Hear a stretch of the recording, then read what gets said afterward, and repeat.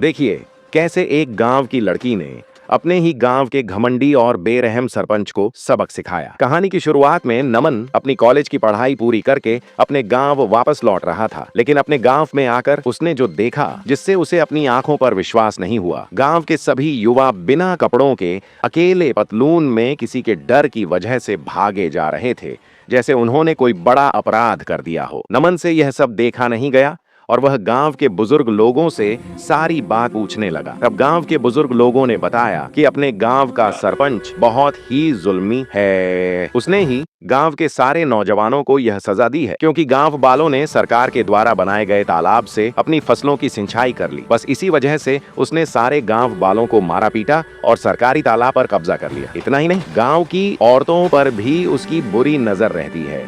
जब चाहे किसी भी औरत को छेड़ता है। उस पापी ने तो बच्चियों को तक नहीं छोड़ा, बच्चियों पर भी जुल्म ढाए हैं। नमन सभी गांव वालों को समझाता है कि आपको उसकी शिकायत सरकार से करनी चाहिए। इतना कहकर नमन अपना फोन कान से लगाकर बोलता है, दीदी आपको जिस दिन का इंतजार था वो दिन आ गया है। दरअसल नमन की दीदी, जो पहले इसी गांव की एक साधारण लड़की थी, अब वह एक IAS अधिकारी बन गई थी, जो नमन के एक फोन लगाने से ही अपने गांव में आ जाती है और सारे गांव वालों को बतलाती है कि तालाब सरकारी है, किसी एक का निजी नहीं है, इसलिए सभी तालाब से अपनी फसलों को पानी दे सकते हैं। तभी सरपंच वहां आ जाता है और नमन की दीदी से बहस करने लगता है, लेकिन उसे पता ही नहीं होता है कि उसके सामने कोई साधारण लड़की नहीं बल्कि एक कलेक्टर खड़ी है। सरपंच अपने आदमियों से कहता है कि सारे गांव वालों और इस लड़की सभी को सबक सिखा दो। सारे आदमी गांव वालों की ओर आने लगे। तभी सृष्टि दीदी इंस्पेक्टर को फोन लगाती है, जिससे कुछ ही मिनटों में पुलिस की गाड़ियां गांव के रोड से होती हुई बीच गांव तक आ जाती है